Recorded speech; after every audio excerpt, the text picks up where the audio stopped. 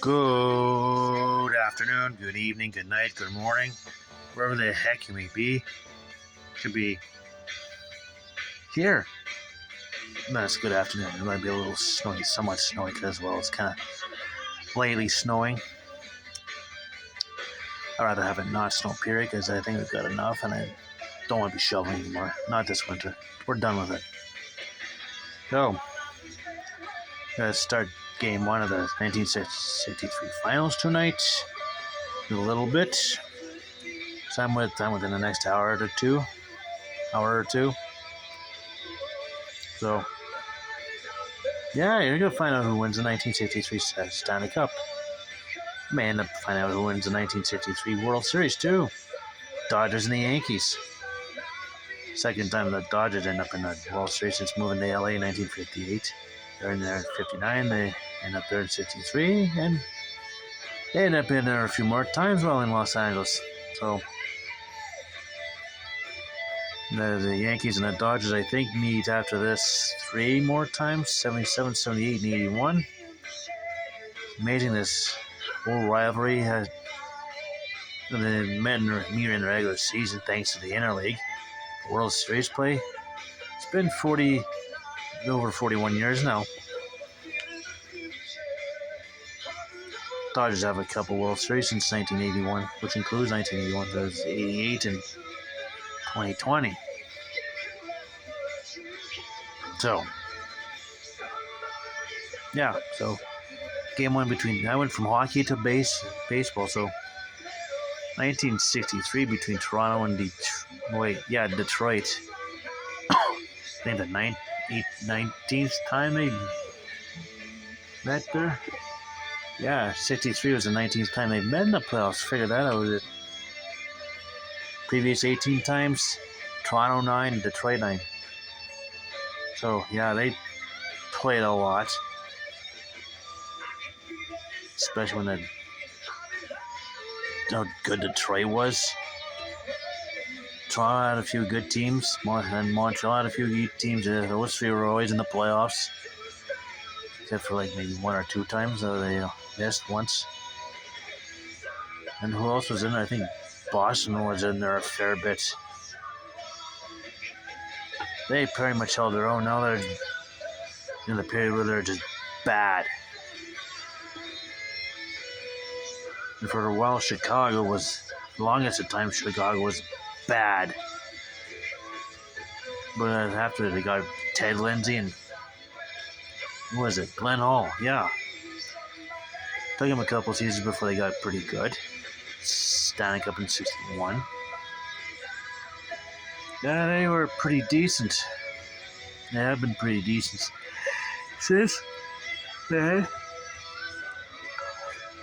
Yeah. Then there were the Rangers, which is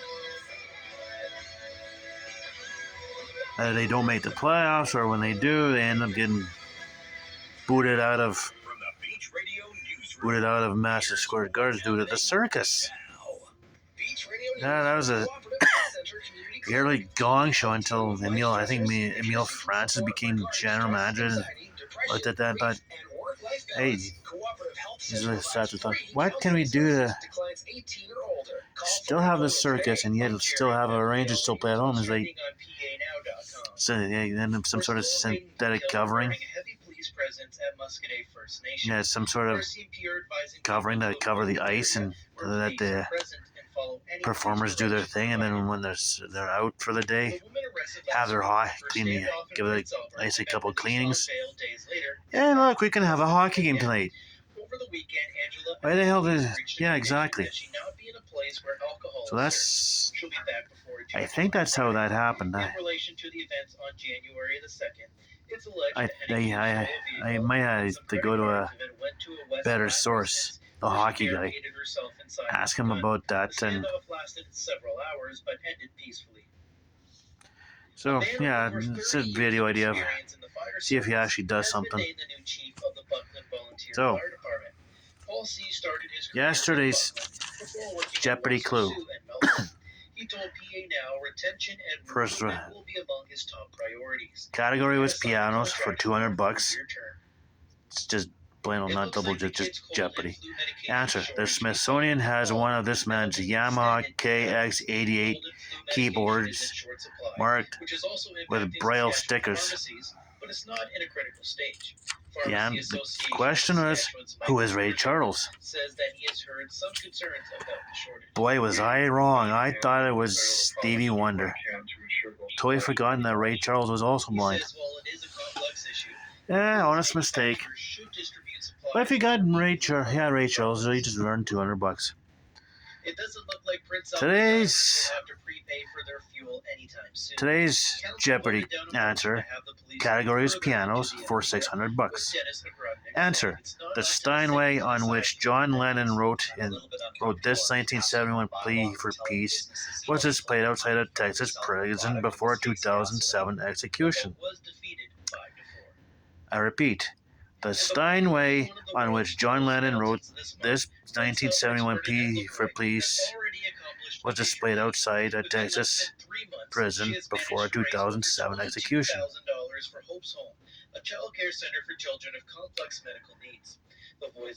I think I may know the tune. I don't know anything about musicals at all, so. No idea. So there you go. Well, oh yes.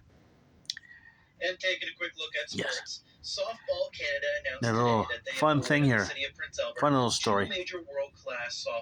And I kind of restarted it lately, so I don't know if I've mentioned this before, but when the Red Green show first started, I think it was on CBC or CTV.